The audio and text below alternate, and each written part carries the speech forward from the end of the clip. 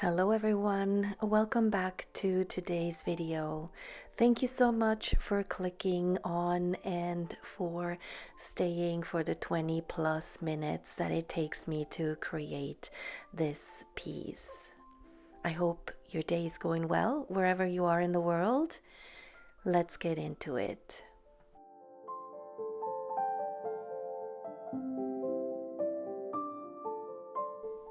Right now I am just prepping my paper. This is the Hahnemühle paper that I have cut down to a 6x9 size, and I'm just wetting both sides so that when I start working on it, it won't curl up on me. I promised in a previous video that I would revisit the granulating watercolors by Kuretake, and today is the day. I am only using one color, and today's color is the Aurora Violet.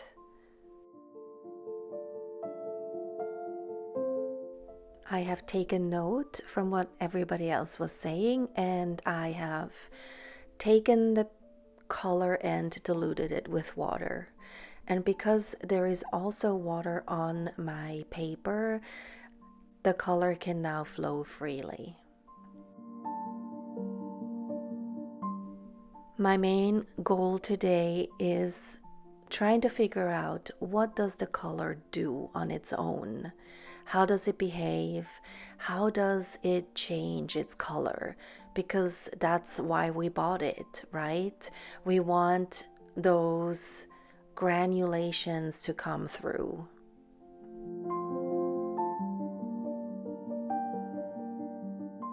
I was briefly contemplating mixing two colors together, but as you can see, with the addition of the water, there is actually more than one color already in this one Aurora Violet.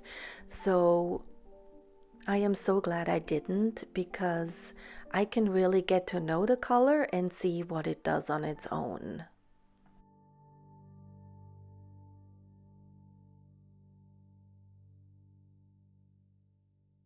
It was really fun to just dump the color on the paper.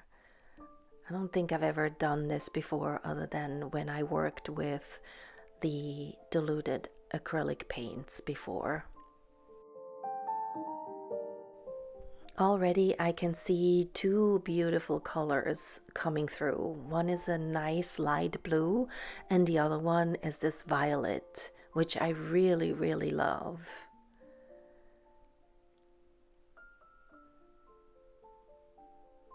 Because I don't know exactly what I'm doing, I'm just proceeding cautiously, just trying to figure out, does it need more? How much does it dilute? What is the color doing when it dilutes on the paper? It was really fun to watch the colors move on the paper and seeing how they naturally separate into these two beautiful hues. So you can see where it's more concentrated, it's a really nice purple, but as it dries, it becomes a very light blue.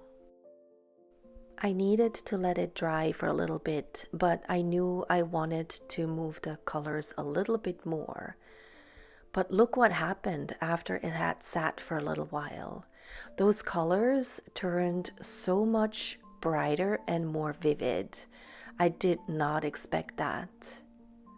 And I was a little bit too late moving the colors around, so I had to add just a little bit of water to it to make it move a little bit more.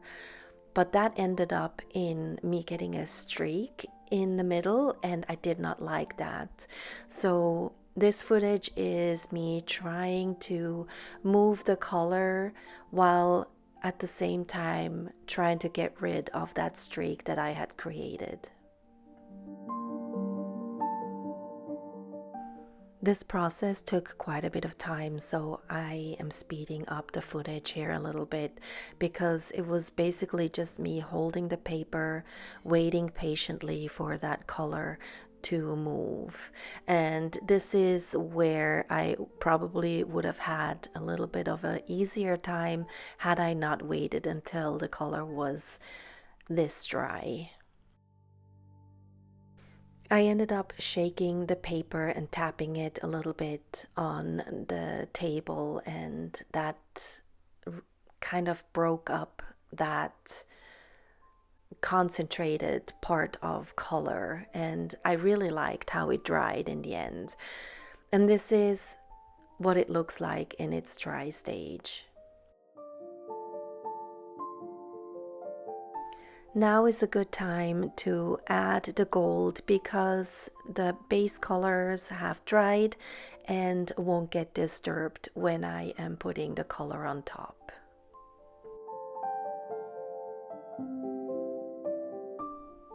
It kind of reminded me of a sky at dusk, and adding those splatters of gold made me feel like those were the first stars coming out. But let's see what I end up doing with it.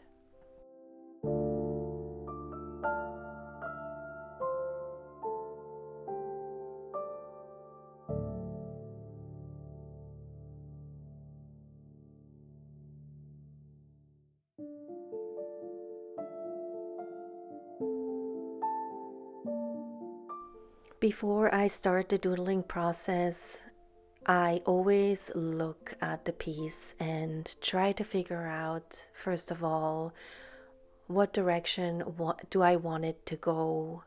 How can I section it so that I have different areas to doodle in?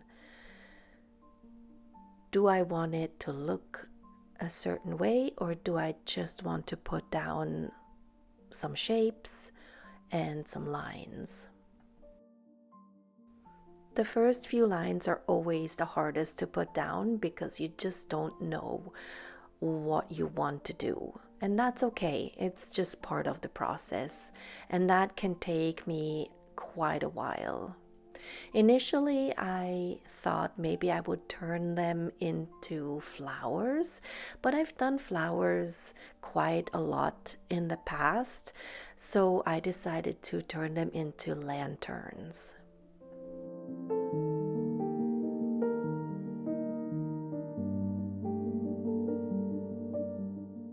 So now I know that the lanterns are gonna be my focal point, but what am I gonna do next with all this empty space?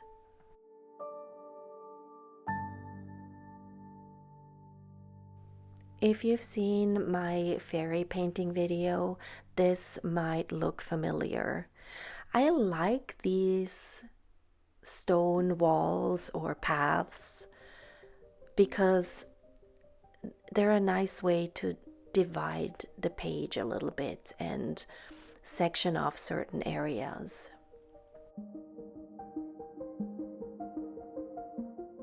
In the past, I've always been a little worried about using the same doodles over and over because I felt like I was not being very innovative and not allowing myself to try out new things. But when I look back at all the paintings I have done and I see these familiar doodles, they just bring a smile to my face. And I couldn't imagine the paintings without them. And in every piece, the same or similar doodles look completely different.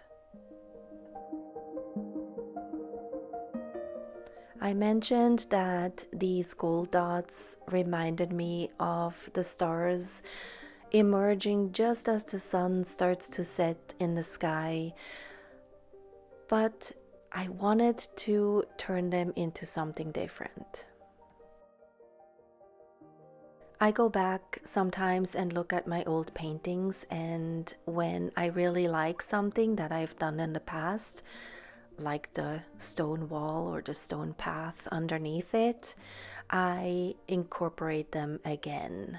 And so I decided to turn some of these dots into those little flowers, because when I did them last time, I really liked how they turned out. Also, I felt like this part of the painting could use something that brings in a little bit of height, because we are on that first level of the painting, and so it just felt like it needed something that was a little bit taller.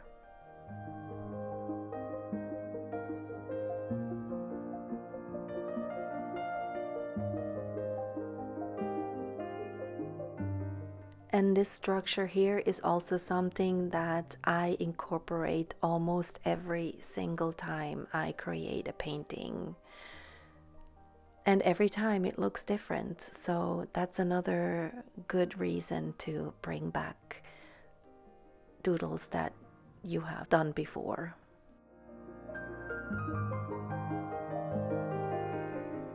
And then sometimes I go in and thicken certain lines a little bit more, either because it needs a little bit more of a focus or because it ties in better. So as you can see, I'm bringing out the white acrylic paint. Last time I did these flowers and I gave them a little bit of a glow, I used a white pencil. And because the paper is quite rough, it created too much of a texture. So I wanted to try the white acrylic paint. Now I had to obviously dilute it quite a bit, and I also went in and diluted the paint even more to give it a little bit of a halo, and this time around it worked out so much better. I am so pleased with how this turned out, and I also knew I wanted to do the same technique for the lanterns, because after all, they're lanterns and they need to shine a little bit. Now it's time to reassess and see what else does the painting need.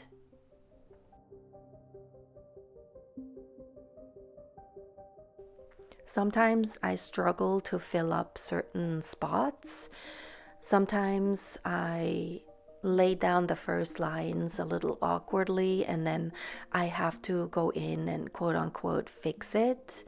And that's when those simple lines come in pretty handy. And we are still filling in some of those more bare spots. It took me a long time to figure out what to do with the rest of the spots, and for these I decided to just kind of outline them, but I didn't want them to be a circle. I wanted them to kind of tie in with those lanterns that I drew, and so they needed something a little bit more square.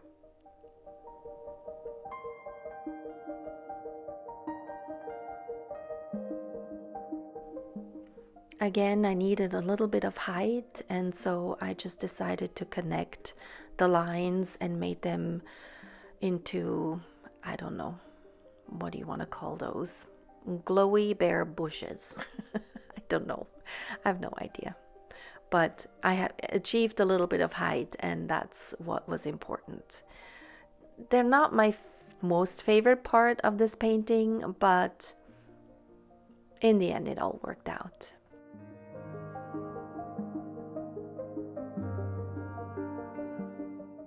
I am starting to fine-tune the painting now by adding more thicker lines. I knew I wanted the lanterns to have a slightly thicker outline, so I did that. And now I was left with the bottom part that intentionally was left bare until now because I just didn't quite know what to do. And I was hoping I could come up with something a little bit more fun than just these boulders. I briefly entertained the idea of putting that little cute little village down that I've done in the past. But they turned out so cute last time that I was worried that they would steal the show and take away from the focal points, which were the lanterns. So I opted not to do them. But rest assured, they will make a comeback one of these days.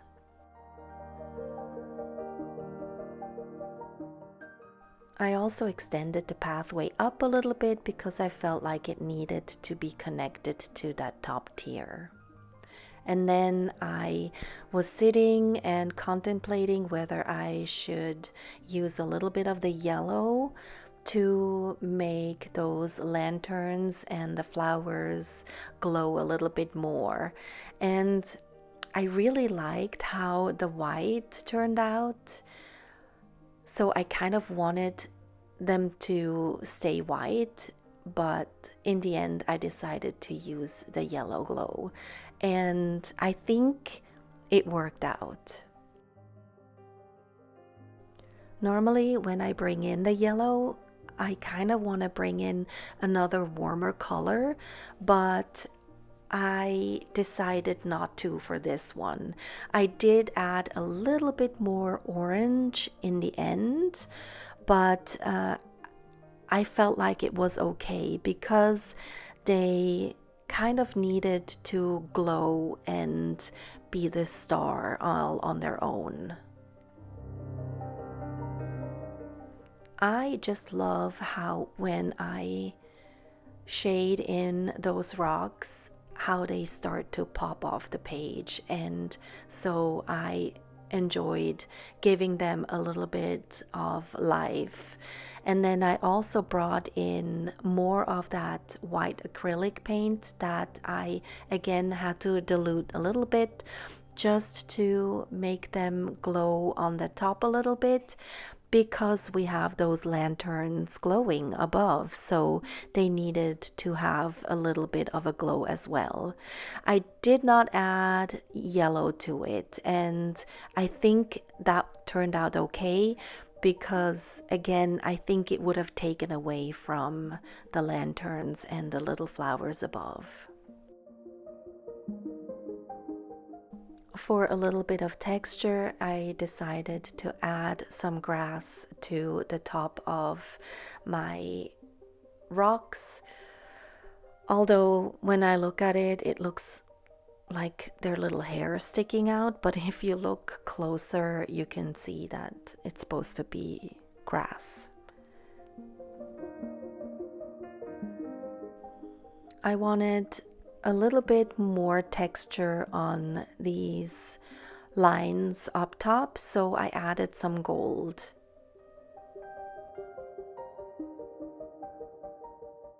And these lines always look better when I shade them in as well.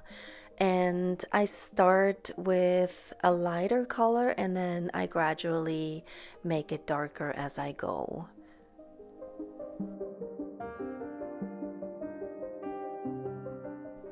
I noticed that underneath the line, the blue was peeking through a little bit, and so I wanted to accentuate that a little bit more and added some more blue with my colored pencils.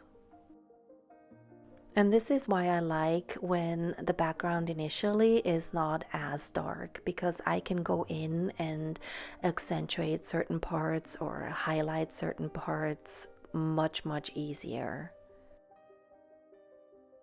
I added some more lines to these areas just to break up the page a little bit more and to fill it in a little bit more. The lines inside the lanterns are meant for the dots, but before I can put the dots down, I want to put a little bit more shading down.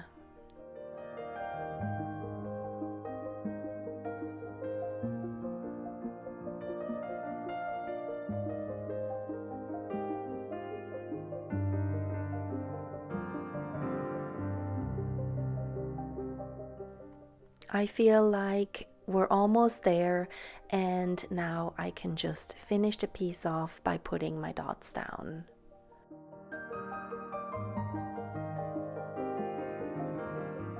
I am really happy with how this turned out. I had a feeling that these granulating colors would lend themselves really well for what I do, and they did not disappoint. I mean, in real life, this background has so many layers without me having to do much at all. They do take a little bit of getting used to. I have to give them that, but I'm excited to work more with them. And I also, of course, want to see how do they interact with other colors that I can possibly bring in. So I think the possibilities are endless. And I know some of you were saying that, oh, it's just a new gimmick, and I don't want to spend all that money in something that I might not ever use again. But I'm hoping by showing you what I can do with these colors, maybe you will change your mind, or maybe it will open doors for you as well.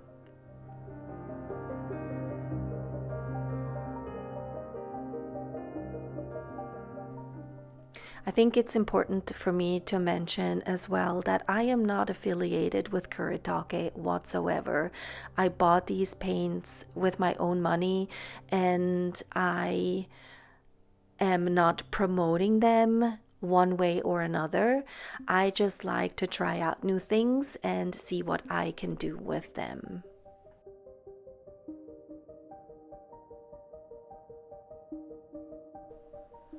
I have finished off pieces with bubbles in the past, but because this is sort of like a night sky theme, I decided to add a few more stars with the white pencils. And I really like how this turned out. It gives it a little bit more of a sparkle. Oh, I'm so excited with how this turned out. I really didn't think it would go this well. And this is only the second time that I've been working with these colors, and so I am just stoked with what else I can come up with. Thank you so much for joining me today. Thank you for leaving wonderful comments for me to read. Thank you for taking time out of your busy lives to sit down and watch me create this piece. And I will hopefully see you next week with something new. See you then.